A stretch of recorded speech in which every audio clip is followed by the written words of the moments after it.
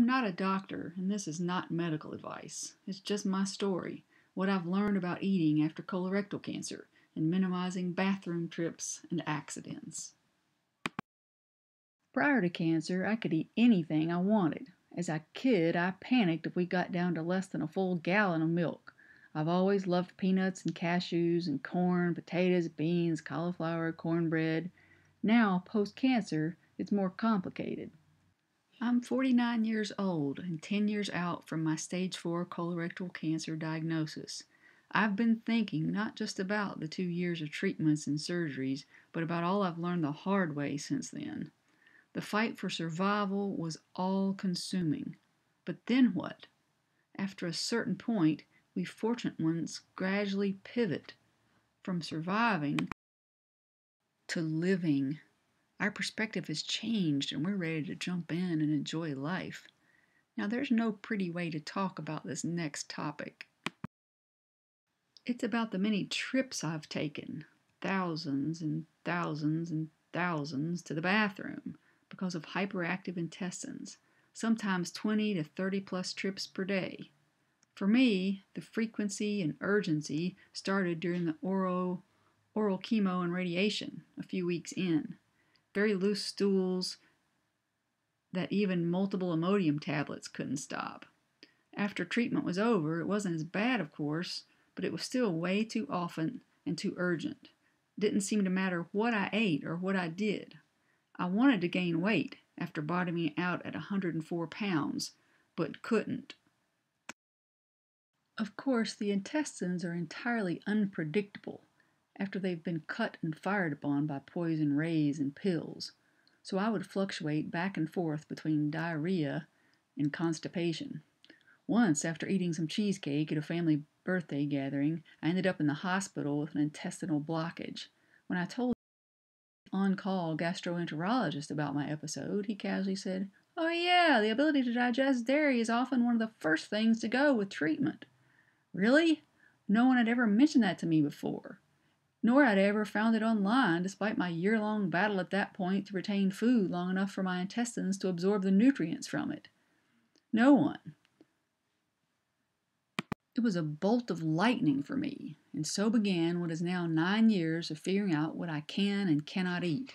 Everybody's different, so my experience may not be useful to you, especially if you're still in the middle of chemo or radiation, but I'm sharing these unglamorous details in case they could be helpful to a few people. First of all, it's been very hard to figure out which foods were causing me trouble. The reaction can be delayed 10 hours or more, and the same food can react differently depending on what's already in the gut, what you ate earlier in the day, for example, or whether you're loose or constipated currently, or on emotions and fatigue, or external stimuli like noises. So for me, dairy was the first thing to be eliminated. Taking Lactaid with milk didn't work, so no dairy for me for about 8 years, except a yearly test to see if my gut has somehow healed. But my frequency and urgency continued often, so before long I became convinced that practically every food was a culprit. So much so that my new gastroenterologist started me on medicine to get me to settle down mentally and physically. And it's true, anxiety of any sort can exacerbate tummy trouble. I also went to a counselor to help me develop some mental calming tools. But gradually, month by month, meal by meal, online anecdote by online anecdote, I have figured a lot out and can manage my gut much better. I also eliminated bananas, peanuts, oats, and artificial sweeteners. I've found that I can eat moderate amounts of dark salads, but not iceberg lettuce. I'm thinking it may be because iceberg lettuce may be sprayed to keep it from browning. I also try to avoid nitrates, a meat preservative, and MSG because I suspect both have caused me difficult episodes. People who tell you to eat more fiber to help balance out diarrhea and constipation are, well, full of it. Limiting fiber intake helps me stay in the middle of the spectrum. That means limiting high fiber foods like beans to small portions once a day. Same with broccoli, cauliflower, corn, and sweet potatoes. And as I mentioned, it means no peanuts and no bananas, which can cause blockages for me. On the other hand, eating no fiber can also cause constipation. I'm careful not to eat too much low fiber white bread or rice noodles at once, for example. I've also figured out by trial and error and comparing experiences with others that even natural sweeteners, especially fructose, causes episodes, and fructose is everywhere.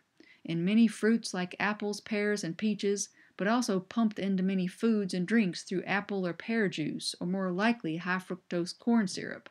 It's sweetened with cane sugar rather than high fructose corn syrup, and I limit these to special occasions. Even large doses of table sugar can cause frequent bathroom trips. Not diarrhea per se, but frequent movement.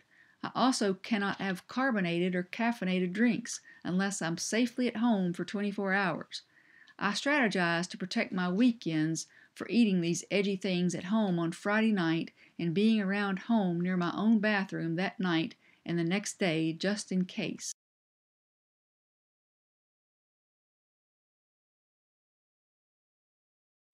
Much of this I've now discovered is similar to the new low FODMAP diet recommended for people with irritable bowel syndrome. But there are also important differences. For example, I cannot eat oats. So, like anyone after a major illness, I've gradually settled into a new normal. Small meals are best. No matter what I eat, chances are good that I will still need to go to the bathroom several times within 30 to 60 minutes after eating. It's a fact of life and it's okay. I try to plan accordingly. It's not as urgent or difficult now. Meat and potatoes are the safest thing I can eat, especially in public. This causes a lot of judging when people know my history and just heard the 100th radio piece this month about how we should limit our red meat intake and eat lots of fiber and fresh fruits and vegetables. It makes me sad that people think I don't like milk, or fruits, or vegetables. I do. I wish I could eat them more often. But I've just had to get over any self-consciousness about what I eat in public, because if I eat these fruits and vegetables that people think I should eat, I will miss most of the conversation in dinner. I've also learned to protect times for eating the most healthy and best food I can. When I eat healthy or special occasion food, I do it at home, where the bathroom is nearby and my frequent trips are short and inconspicuous. I plan it and look forward to it. These trips aren't fun, but for me, they've been part of the journey, a journey that's now extended 10 years since that advanced cancer diagnosis. I hope this might be helpful to someone else. Please share with any colorectal cancer survivors you know. Thank you.